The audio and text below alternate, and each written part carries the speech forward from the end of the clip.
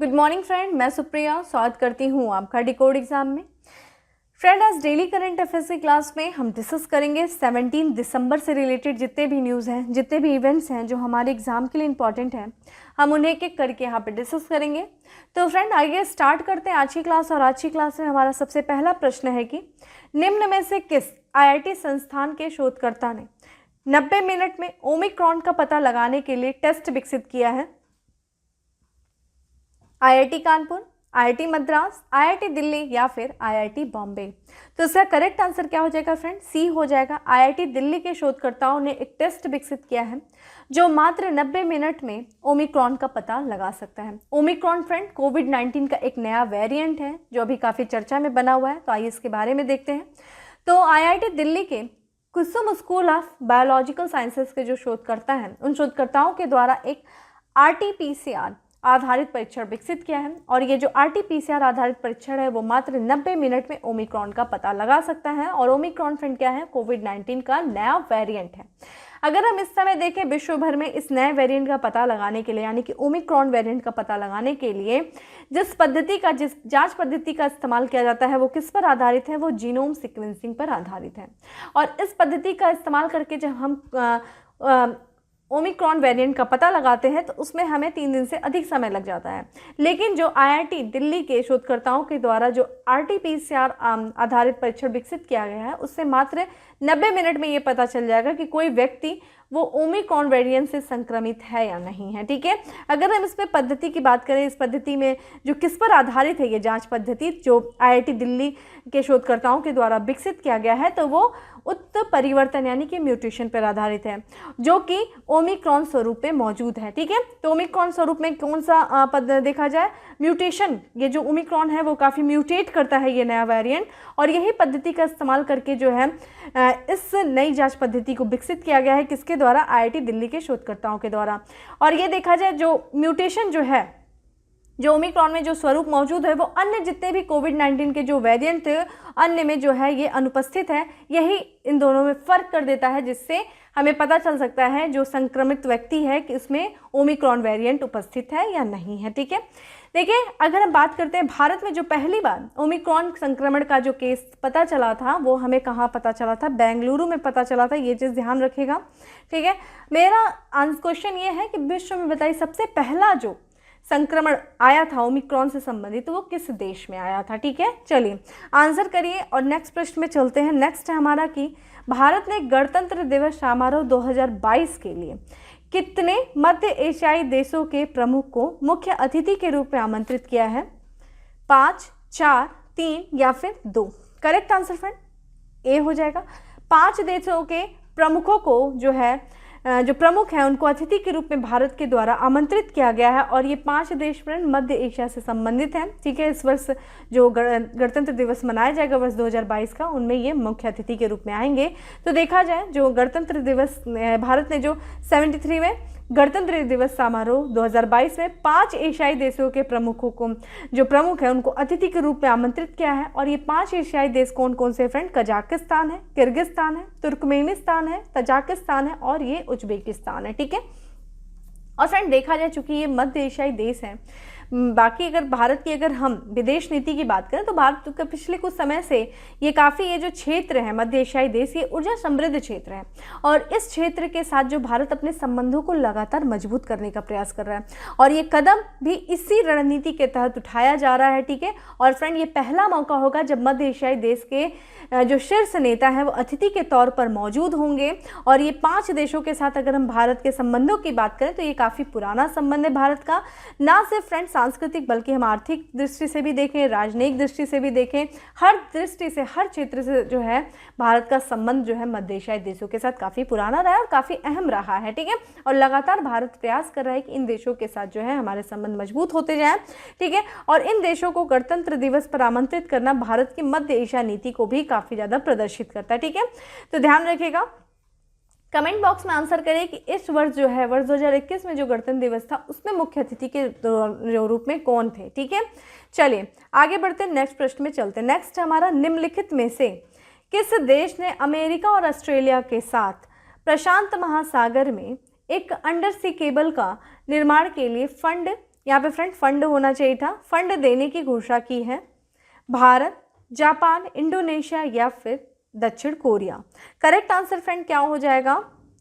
B हो जाएगा। Japan ने किया है, तो देखा जाए एक अंडर सी केबल का निर्माण किया जा रहा है प्रशांत महासागर में, किसके किसके द्वारा?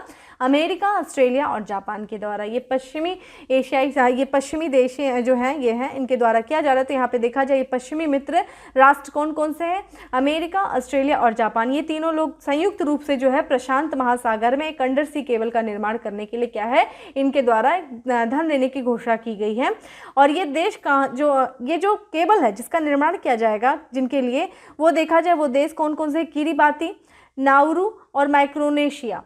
इनके संघीय राज्यों को तेज इंटरनेट प्रदान करने के लिए इस केबल को विकसित किया जाएगा। और फ्रेंड अगर बात करें इनकी जो रणनीति है, वो रणनीति क्या है? जो इस क्षेत्र में, जो आप देखेंगे हिंद और प्रशांत महासागर वाले क्षेत्र में चाइना का प्रभाव काफ़ी ज़्यादा बढ़ रहा है। तो पश्चिमी सहयोगी जो हैं, ये देश जो हैं, अगर हम बात करते हैं अमेरिका की, अगर हम ऑस्ट्रेलिया की और जापान की, ये इस क्षेत्र में चीन के बढ़ते प्रभाव का मुकाबला करना चाहते हैं। क्योंकि देखा जाए फ्रेंड, ये जो क्षेत्र है प्रशांत महासागर वाले क्षेत्र में, इसमें चीन ने पहले से ही जो है अंडर सी केबल जो है वो बिछा रखा है। और यहाँ पे अमेरिका हो गए, अमेरिका जो देश है वो ये मानता है कि चीन द्वारा जो केबल बिछाई गई है वो यहाँ के क्षेत्रीय सुरक्षा से समझौता जो है चीन कर सकता है। लेकिन चीन जो है इस चीज़ से हमेशा इनकार करता रहा है। चीन ये कहता है कि उसने जो केबल बिछाई है वो किसी जासूसी के पर्पज से नहीं बिछाया गया है। जो वाणिज्यिक फाइबर ऑप्टिकल केबल का जो उपयोग किया जा रहा है वो किसी भी जासूसी के लिए नहीं किया जा रहा है। चीन लगातार इस बात से इनकार करता रहा है। लेकिन फिर भी इन पश्चिमी जो मित्र जो राष्ट्र हैं उनको ये लगता है कि चीन जो है इन सब के माध्यम से वो इस क्षेत्र की क्षेत्रीय सुरक्षा से समझौता कर सकता है। ठीक है, तो एक तरीके से चीन का मुकाबला करने के लिए भी या चीन के प्रभाव को कम करने के लिए जो है ये अमेरिका, ऑस्ट्रेलिया और जापान के द्वारा अंडर सी केबल का निर्माण किया जाएगा। और ये केबल जो है विकसित करेगा किसको? इंटरनेट प्रदान करने के लिए, तेज इंटरनेट प्रदान करने के लिए किरिबाती, नाउरू और माइक्रोनेशियाई देश को। ठीक है, यह सेवा देखा जाए, यह सेवा बढ़ी हुई आर्थिक वृद्धि का समर्थन करेगी, वहाँ के लोगों के जीवन स्तर में सुधार करने में काफ़ी ज़्यादा सहयोग करेगी, उन्हें विकास के अवसरों को बढ़ाने में भी मदद करेगी। क्योंकि देखा जाए ये जो क्षेत्र है जहाँ हम बात कर रहे हैं, ये क्षेत्र जो है वो कोविड-19 के प्रभाव से उभर रहा है। ठीक है, तो ये चीज़ ध्यान रखिएगा। और ये देखिए आपका अंडर सी केबल है। चलिए अब आगे बढ़ते हैं और नए प्रश्नों पे चलते हैं। और हमारा नया प्रश्न है, नेक्स्ट प्रश्न है कि हाल ही में घोषित इको सेंसिटिव जोन अस्कोट वन्यजीव अभ्यारण्य किस राज्य में स्थित है? असम, महाराष्ट्र, झारखंड या फिर उत्तराखंड? तो इसका करेक्ट आंसर फ्रेंड क्या हो जाएगा? इसका जो करेक्ट आंसर होगा वो होगा डी होगा। उत्तराखंड में है अस्कोट वन्यजीव अभ्यारण्य। और यहाँ पे देखा जाए इको सेंसिटिव जोन जो है उसे घोषित किया गया है।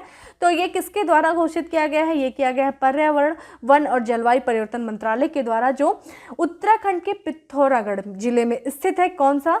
अस्कोट वन्यजीव अभ्यारण्य। अस्कोट वन्यजीव अभ्यारण्य की सीमा के आसपास देखा जाए 454.65 वर्ग किलोमीटर के क्षेत्र अस्कोट वन्यजीव अभ्यारण्य इको सेंसिटिव जोन जो है वो घोषित किया गया है। ठीक है, ध्यान रखिएगा जब भी हम कभी किसी भी इको सेंसिटिव जोन को घोषित करते हैं तो यानी कि कोई भी क्षेत्र सेंसिटिव है। ठीक है, ध्यान रखिएगा यहाँ पे हमने क्या देखा? सेंसिटिव है, इको सेंसिटिव है। जब कोई चीज़ सेंसिटिव होती है फ्रेंड तो हम उसको क्या करते हैं? प्रोटेक्ट करते हैं। ठीक है, प्रोटेक्ट जब करेंगे, जब आप किसी चीज़ को संरक्षण करोगे तो वो क्या है? उस प्रोटेक्ट करने के लिए हम किसी चीज़ को निषिद्ध करेंगे, यानी कि हम किसी चीज़ को, किसी गतिविधियों को रोकेंगे, उन गतिविधियों को रोकेंगे जो उस क्षेत्र को हानि पहुँचा रहे हैं, क्योंकि ऑलरेडी वो क्षेत्र सेंसिटिव हो चुका है। अब उस क्षेत्र को संरक्षण की आवश्यकता है, अब उस क्षेत्र को प्रोटेक्शन की आवश्यकता है। तो प्रोटेक्शन आप तब दे सकते हैं जिन जिन कारणों से उस क्षेत्र को हानि पहुंची, उन कारणों को निषिद्ध करके। वो कौन कौन से कारण हो सकते हैं? जैसे कि उन क्षेत्रों में कुछ ऐसी गतिविधियों को हम निषिद्ध कर सकते हैं, जैसे कि वाणिज्यिक खनन, जो कॉमर्शियल माइनिंग की जाती है, पत्थर उत्खनन किया जाता है, या फिर उस क्षेत्र में अगर कोई प्रदूषण फैलाने वाला उद्योग है, उन उद्योगों को स्थापित करने से रोका जा सके। ठीक है, जल विद्युत परियोजनाओं को स्थापित नहीं किया जाएगा वहाँ पे, या फिर ऐसे किसी भी खतरनाक पदार्थ का उपयोग या फिर उत्पादन करना जो उस क्षेत्र को हानि पहुंचा रहा है, उन चीज़ों को निषिद्ध करके। ईंट भट्टों का जो ईंट भट्टे होते हैं, इन भट्टों से भी देखा जाए काफ़ी ज़्यादा पर्यावरण प्रदूषण होता है, ठीक है। इन सारी चीज़ों को क्या करके निषिद्ध करके उस क्षेत्र को क्या करेंगे, हम इको सेंसिटिव जोन जो है वो घोषित कर देंगे, यानी कि बहुत सारी गतिविधियों को हम क्या करते हैं उस क्षेत्र में रोक देते हैं, ठीक है। यहाँ पे देखा जाए ये जो क्षेत्र है इको सेंसिटिव जोन जो घोषित किया गया है आस्कोट वन्यजीव अभयारण्य का, वो जोन देखा जाए प्रदेश का पहला ऐसा जोन बन गया जिसमें कोई भी गांव शामिल नहीं है। और जब कोई भी गांव शामिल नहीं है तो निकट भविष्य में जब किसी भी प्रकार के विकास कार्य होगा तो उसमें किसी भी तरह का बाधा उत्पन्न नहीं होगा, ठीक है। ये चीज़ ध्यान रखिएगा।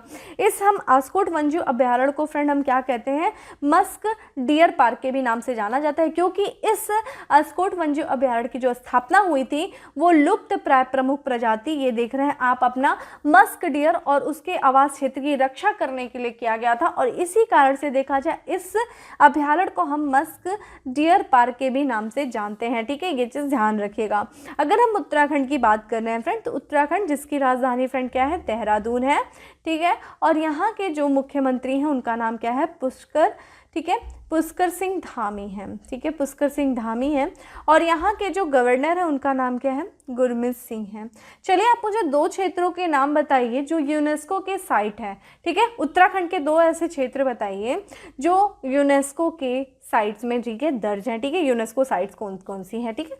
चलिए नेक्स्ट प्रश्न में पढ़ते हैं। नेक्स्ट है हमारा कि निम्नलिखित में से किस संगठन ने राजस्थान के पोखरण रेंज में विस्तारित रेंज पिनाका यानी कि पिनाका एक्सटेंडेड रेंज का परीक्षण किया है, भारतीय वायुसेना ने, DRDO ने, इसरो ने या फिर भारतीय सेना ने। करेक्ट आंसर फ्रेंड क्या हो जाएगा, डी, यानी कि defence and research development organisation के द्वारा पिनाका का परीक्षण किया गया, पिनाका ER यानी कि एक्सटेंडेड रेंज का, ठीक है। यहाँ पे बात करें तो रक्षा अनुसंधान और विकास संगठन ने राजस्थान के पोखरण रेंज में Pinaka ER rocket launcher system के विस्तारित संस्करण का सफलतापूर्वक परीक्षण किया है। और इस रॉकेट सिस्टम की बात करें किसके किसके द्वारा जो है ये तैयार किया गया है, तो ये देखा जाए पुणे स्थित DRDO की जो आयुध अनुसंधान और विकास स्थापना और साथ ही साथ देखा जाए उच्च ऊर्जा सामग्री अनुसंधान प्रयोगशाला, इन लोगों ने संयुक्त रूप से जो है इस नए Pinaka ER rocket launcher system को विकसित किया है। अगर हम बात करें पिनाका ER रॉकेट तो इसमें देखा जाए काफ़ी ये उन्नत संस्करण है पिनाका का, और इसे रेंज बढ़ाने के लिए उन्नत तकनीकी के साथ डिज़ाइन किया गया है। और इसमें देखा जाए एडवांस नेविगेशनल और साथ ही साथ कंट्रोल सिस्टम से ये देखा जाए ये लैस है, कौन, आपका पिनाका मिसाइल। और ये देखा जाए जो अभी जो 1 दशक से जो सेवा दे रही पिनाका मिसाइल है उसका स्थान ये लेगा, ठीक है। ये जो आप तस्वीर देख रहे हैं ये पिनाका का नया वर्जन है एक तरीके से, ठीक है। चलिए नेक्स्ट प्रश्न में चलते हैं। नेक्स्ट है हमारा कि निम्नलिखित में से किस बैंक ने ग्राहकों के दरवाजे पर नगद आधारित बिल भुगतान सेवा की सुविधा के लिए NPCI, ठीक है, national payment corporation of India के साथ समझौता किया है? इंडिया पोस्ट पेमेंट बैंक ने, स्टेट बैंक ऑफ इंडिया ने, कोटक महिंद्रा बैंक ने या फिर पंजाब नेशनल बैंक ने। करेक्ट आंसर फ्रेंड क्या हो जाएगा इसका, ए, इंडिया पोस्ट पेमेंट बैंक ने देखा जाए NPCI के साथ समझौता किया है, किस चीज़ के लिए, door step bill payment service शुरू करने के लिए, ठीक है। तो यहाँ पे देखा जाए इंडिया पोस्ट पेमेंट बैंक ने देखा है अपने ग्राहकों के दरवाजे तक नगद आधारित बिल भुगतान सेवा की सुविधा के लिए किसके साथ समझौता किया है, भारतीय राष्ट्रीय भुगतान निगम बिल भुगतान प्रणाली भारत बिल पे के साथ एक करार किया। ध्यान रखिएगा अगर हम बात करते हैं NPCI Bharat bill payment limited की, तो फ्रेंड ये क्या है, ये एक तरीके से सहायक कंपनी है। किसकी सहायक कंपनी है, NPCI की सहायक कंपनी, ठीक है। इसको आप क्या लिखेंगे, NBBL यानी कि NPCI, ठीक है, national payment corporation of India Bharat bill pay limited, ठीक है। और ये भारतीय राष्ट्रीय भुगतान निगम की पूर्ण स्वामित्व वाली सहायक कंपनी है, ठीक है। ये चीज़ ध्यान रखिएगा। और इसी के साथ करार किया है, किसने किया है, इंडिया पोस्ट पेमेंट बैंक ने किया है। किस चीज़ के लिए किया है, door step bill payment service के लिए, यानी कि ग्राहकों के दरवाजे पर नगद आधारित भूल भुगतान जो आपके बिल भुगतान सेवा की सुविधा के लिए। इसमें देखा जाए जो है विभिन्न उपयोगिता बिलों का भुगतान भारत बिल पे प्लेटफॉर्म के पर किया जाएगा। और यह सुविधा देखा जाए गैर IPPB यानी कि जो इंडियन पोस्ट पेमेंट बैंक के जो ग्राहक हैं, जो नहीं भी होंगे, वो भी इस सुविधा का क्या करेंगे, इस्तेमाल कर सकेंगे। और इसका उद्देश्य क्या है फ्रेंड, जो भी रिमोट एरिया होते हैं यानी कि जो दूर दराज के जो इलाके हैं जहाँ पे लाखों लोग जो हैं वो बैंक रहित हैं, यानी कि जिनके पास बैंकिंग सुविधाएं नहीं पहुँच पाती हैं, या फिर जो लोग के पास जो है, जो लोग कम सेवा वाले ग्राहक होते हैं बैंकों के, उनको जो है दरवाजे पर भुगतान समाधान मुहैया कराना, यही इस पहल का उद्देश्य है, जो कि किसके द्वारा शुरू किया गया है, इंडियन पोस्ट पेमेंट बैंक के द्वारा। और इसके लिए जो है इंडियन पोस्ट पेमेंट बैंक ने देखा जाए NPCI Bharat bill payment limited के साथ साझेदारी की है। अगर हम भारत बिल पेमेंट लिमिटेड की बात करते हैं फ्रेंड्स, तो ध्यान रखिएगा इसकी स्थापना जो हुई थी ये अभी इसी वर्ष हुई थी 2021 में। और इसके जो CEO है उनका नाम याद रखिएगा, नुपुर चतुर्वेदी, ठीक है, ये NBBL के जो हैं वो CEO हैं, ठीक है। चलिए आगे बढ़ते हैं और नेक्स्ट पे चलते हैं। नेक्स्ट है हमारा कि प्रधानमंत्री नरेंद्र मोदी ने किस राज्य में माऊमिया धाम विकास परियोजना की आधारशिला रखी है? मध्य प्रदेश में, उत्तर प्रदेश में, गुजरात में या फिर राजस्थान में? करेक्ट आंसर फ्रेंड क्या हो जाएगा, सी, गुजरात में रखा है, ठीक है। माऊमिया धाम विकास परियोजना की आधारशिला प्रधानमंत्री नरेंद्र मोदी जी ने रखा है। और इसके बारे में बात करें तो प्रधानमंत्री नरेंद्र मोदी जी ने वीडियो कॉन्फ्रेंसिंग के जरिए से, जो गुजरात में देखा जाए अहमदाबाद का एक स्थान है 16 में देखा जाए उमिया माता धाम मंदिर, और मंदिर परिषद में माऊमिया धाम विकास परियोजना की आधारशिला रखी, ठीक है। और ये देखा जाए ये जो है ये परियोजना जो है माऊमिया धाम मंदिर और पूरे परिसर का विकास किया जाएगा इस परियोजना में। और अगर बात करते हैं उमिया माता मंदिर की, तो ये देखा जाए उमिया माता मंदिर जो है माँ उमिया को समर्पित है। और ये देखा जाए वहाँ के जो संप्रदाय हैं, कदवा पाटीदार संप्रदाय की अधिष्ठात्री, ठीक है, अधिष्ठात्री देवी हैं, ठीक है, ये चीज़ ध्यान रखेगा, ठीक है। चलें नेक्स्ट पे चलते हैं और नेक्स्ट हमारा प्रश्न है कि किस राज्य या केंद्र शासित प्रदेश में ABO रोबोकॉन 2022 का आयोजन किया जाएगा? महाराष्ट्र, गुजरात, केरल या फिर दिल्ली?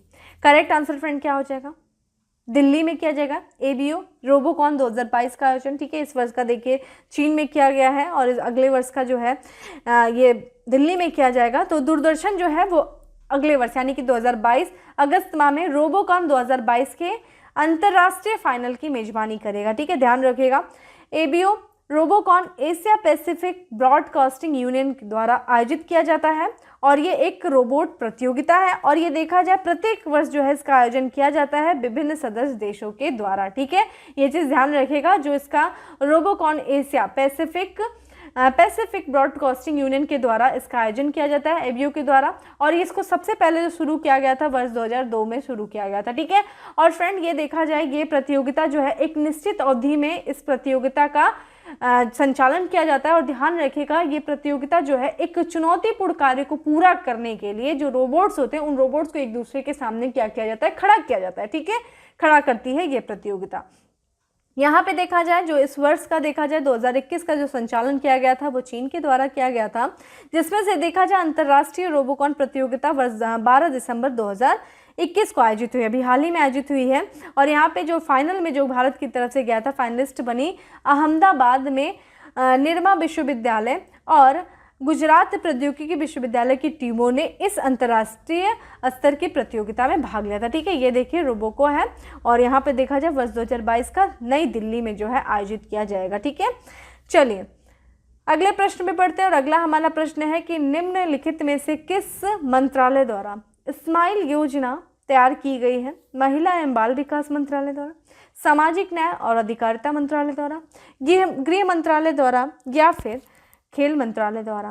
करेक्ट आंसर फ्रेंड क्या हो जाएगा, बी हो जाएगा, सामाजिक न्याय और अधिकारिता मंत्रालय के द्वारा जो है स्माइल योजना तैयार की गई। ये योजना बहुत महीने पहले आई थी फ्रेंड, लेकिन फिर भी अभी कुछ समय पहले ये चर्चा में थी तो इसको यहाँ पे शामिल किया गया है, बस जस्ट इसलिए कि आपका थोड़ा सा रिवीजन हो जाए, ठीक है, क्योंकि बहुत पहले ही जो योजना आई थी।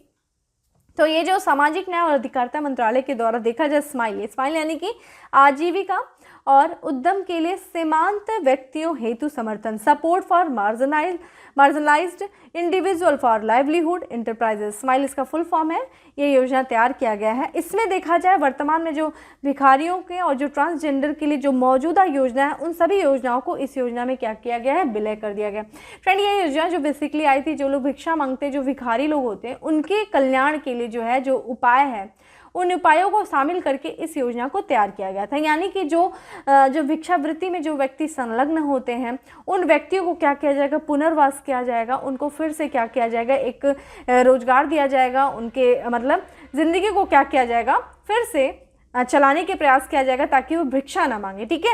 और यहाँ पे देखा जाए, इस योजना में देखा जाए राज्य और जो संघ राज्य क्षेत्र के सरकारों और जो शहरी स्थानीय निकायों के पास उपलब्ध मौजूदा आश्रय गृहों के उपयोग के लिए भिक्षावृत्ति में लगे व्यक्तियों के लिए पुनर्वास सुनिश्चित करती है। ठीक है। ये योजना, इस योजना के जो केंद्र में देखा जाए बड़े पैमाने पर जो ये उनका पुनर्वास करने का प्रयास किया जाएगा। उनको देखा जाए कि उनको चिकित्सा सुविधाओं का प्रावधान इसमें उपलब्ध होगा, उनको परामर्श संबंधी जो परामर्श दिया जाएगा, बुनियादी दस्तावेज जो है और शिक्षा, कौशल विकास आदि के इन सब के माध्यम से जो उनका जीवन है, उनके जीवन को संवारने का प्रयास किया जाएगा। ठीक है। किसके द्वारा, इस स्माइल योजना के द्वारा, जो कि सामाजिक न्याय और अधिकारिता मंत्रालय के द्वारा शुरू किया गया है। उन लोगों को पुनर्वास मतलब उन लोगों के लिए जो लोग पुनर्वास के लिए ये योजना केंद्रित होगी, जो क्या करते हैं, भिक्षा मांगते हैं। ठीक है।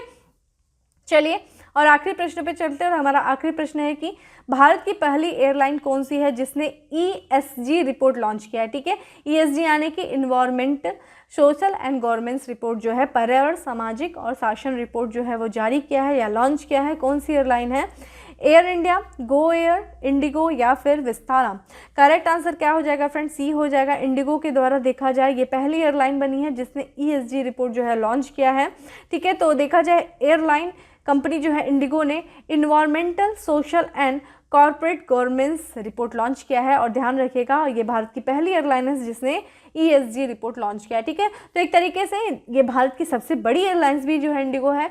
ये अपने जो पर्यावरण अनुकूल जो विमानन की दिशा में जो इसके द्वारा जो प्रयास किया गया है, ठीक है, इस इंडिगो के द्वारा, इस एयरलाइन के द्वारा पर्यावरण संरक्षण के लिए, पर्यावरण अनुकूल के लिए जो प्रयास किया गया, उन प्रयासों को दर्शाने के लिए जो है उसने पहली जो है ESG रिपोर्ट को प्रकाशित किया गया है। और इसमें देखा जाए यह रिपोर्ट जो है पृथ्वी की जैव विविधता की रक्षा और पोषण को बेहतर बनाने में एक प्रयास है। और यहाँ पे देखा जाए एयरलाइन कंपनी ने देखा जाए CSIR, Indian institute of petroleum, Dehradun के साथ भारत और दुनिया भर में अस्थायी विमानन ईंधन यानी कि सस्टेनेबल एविएशन फ्यूल की तैनाती में हाथ मिलाने के लिए एक समझौते पर हस्ताक्षर किया है। ठीक है। तो यही चीज़ ध्यान है कि जो इनके द्वारा जो पर्यावरण अनुकूलन, जो विमानन की दिशा में जो कुछ भी इनके द्वारा प्रयास किया गया, उन प्रयास को प्रदर्शित करने के लिए, उन प्रयास को दर्शाने के लिए इस रिपोर्ट को जारी किया गया। ठीक है। और ऐसा जो है पहली एयरलाइन बन गई है, कौन बन गई है? आपकी इंडिगो। ठीक है। ये था हमारा 10 MCQs फ्रेंड। अब हम बात करते हैं फैक्ट्स ऑफ द डे पे। फैक्ट्स ऑफ द डे में हमारा सबसे पहला फैक्ट्स है कि दिसंबर 2021 में 21वीं सदी के चिन्ह पुरस्कार से सम्मानित किया गया। किसे किया गया? अमित गोयनका को किया गया। ताशकंद में राष्ट्रमंडल चैंपियनशिप में पुरुषों के 67 किग्रा वर्ग में स्वर्ण पदक जीता। किसने जीता? जेरेमी लालसिंह नुंगा ने जीता। ठीक है। ध्यान रखिएगा, जेरेमी लालसिंह नुंगा के द्वारा जीता गया राष्ट्रमंडल चैंपियनशिप में पुरुषों के 67 किग्रा वर्ग में स्वर्ण पदक। नेक्स्ट हमारा टाइम पत्रिका के द्वारा वर्ष 2021 में जो सर्वश्रेष्ठ एथलीट चुना गया है, किसे चुना गया है? ये मशहूर अमेरिकी जिम्नास्ट है जिनका नाम है सिमोन बाइल्स। ठीक है। अगला है हमारा फ्रांस के लग्जरी ग्रुप शैनेल ने लंदन में अपना ग्लोबल चीफ एग्जीक्यूटिव नियुक्त किया है। CEO किसे नियुक्त किया है? भारतीय मूल की लीना नायर है, इनको नियुक्त किया है। पाकिस्तान क्रिकेट बोर्ड ने अपना नया CEO नियुक्त किया है। किसे किया है? फैजल हसनैन को नियुक्त किया है। ठीक है। भारत के पहले गृह मंत्री सरदार वल्लभ भाई पटेल की 15 दिसंबर को जयंती मनाएगी। कौन सी जयंती मनाएगी फ्रेंड? ये मनाएगी थी 71वीं जयंती। ठीक है। अगला है हमारा कि भारतीय खेल पत्रकार महासंघ ने प्रतिष्ठित SJFI पुरस्कार प्रदान करने की घोषणा किया है। कौन सा किया है फ्रेंड? ये किया है सुनील गावस्कर ने, ठीक है, उनको। नेक्स्ट है हमारा एशियाई विकास बैंक ADB ने वित्त वर्ष 2021-22 के लिए आर्थिक वृद्धि दर रहने का अनुमान लगाया है। कितना रहने का? 9.7% रहने का अनुमान लगाया है। किसने? ADB ने वर्ष 2021-22 के लिए भारत की। अगला है हमारा कि उत्तराखंड विधानसभा के पूर्व अध्यक्ष थे और ये 8 बार विधायक रह चुके हैं, जिनकी अभी 75 वर्ष की आयु में इनकी निधन हो गया। इनका क्या नाम है? हरबंस कपूर नाम है, ठीक है। और अंतिम हमारा फैक्ट्स ऑफ द डे है कि राष्ट्रमंडल भारोत्तोलन चैंपियनशिप में पुरुषों के 81 किग्रा वर्ग में भारत का तीसरा स्वर्ण पदक जीता है। किसने जीता है? अजय सिंह ने जीता है, ठीक है। तो ये हमारे 10 फैक्ट्स थे। अब हम आ जाते हैं किस पे? आ जाते हैं, हम आ जाते हैं उत्तर प्रदेश स्पेशल पे। उत्तर प्रदेश स्पेशल में हमारा सबसे पहला है कि कृषि क्षेत्र को बढ़ावा देने के लिए वर्ष 2021-22 से 2031-32 तक आत्मनिर्भर कृषक एकीकृत विकास योजना के क्रियान्वयन को मंजूरी दी गई है। किसके द्वारा दी गई? उत्तर प्रदेश विधानमंडल के द्वारा, ठीक है। नेक्स्ट है हमारा 11 दिसंबर 2021 को बलरामपुर जिले सरयू नहर राष्ट्रीय परियोजना का उद्घाटन किया गया है। और इस परियोजना में कुल कितनी लागत आई है फ्रेंड? 9,802 करोड़ रुपीस की लागत आई है, जो सरयू नहर परियोजना का उद्घाटन प्रधानमंत्री नरेंद्र मोदी जी के द्वारा किया गया उत्तर प्रदेश के बलरामपुर जिले में, ठीक है। चलिए आगे बढ़ते हैं, नेक्स्ट प्रश्न में चलते हैं। 31वां व्यास सम्मान से सम्मानित लेखक असगर वजाहत उत्तर प्रदेश के किस जिले से संबंधित है फ्रेंड? फतेहपुर। फतेहपुर में इनका जन्म हुआ था। और मुझे आप कमेंट बॉक्स में आंसर करिए कि इनके किस लेख के लिए, इनकी किस रचना के लिए इनको 31वां जो है व्यास सम्मान से सम्मानित किया गया है। किसको? असगर देखा जाए वजाहत को, ठीक है। आज नेक्स्ट है हमारा कि 92nd में मिट्टी की उर्वरता का पता लगाने के लिए उपकरण विकसित किया गया। किसके द्वारा? IIT कानपुर में, ठीक है। तो IIT कानपुर के द्वारा एक उपकरण विकसित किया गया है जो मात्र 90 सेकंड में जो है मिट्टी की उर्वरता का पता लगा सकता है। आखिरी है हमारा कि गृह मंत्रालय के आंकड़ों के अनुसार मानवाधिकार उल्लंघन के मामले में लगातार तीसरे साल शीर्ष पे रहा। कौन रहा? उत्तर प्रदेश रहा, ठीक है। गृह मंत्रालय के अलग जो है अनुसार जो आंकड़े जो प्रस्तुत किए गए हैं, उन आंकड़ों के अनुसार जो है मानवाधिकार उल्लंघन बहुत ज़्यादा जो है उत्तर प्रदेश में होता है। और इस मामले में लगातार जो है जो अव्वल रहा है वो उत्तर प्रदेश जो है, तीसरे साल भी वो है अव्वल रहा है, ठीक है, उत्तर प्रदेश, ठीक है। तो फ्रेंड इस तरीके से था आज का हमारा करंट अफेयर्स, ठीक है, जिसमें हम लोगों ने 10 MCQs और फिर 10 हमने फैक्ट्स ऑफ द डे और 5 हमने उत्तर प्रदेश स्पेशल देखा, ठीक है। हमने कुछ प्रश्न किया है, आप लोग उसमें आंसर करिएगा। बाकी सेशन अच्छा लगा हो तो लाइक करना नहीं भूलें, ज़्यादा से ज़्यादा लोगों को शेयर करें और चैनल पे पहली बार आए हैं तो सब्सक्राइब करना नहीं भूलें, ठीक है। बाकी फिर मिलते हैं नेक्स्ट सेशन में, तब तक के लिए bye, have a good day, stay safe and stay happy.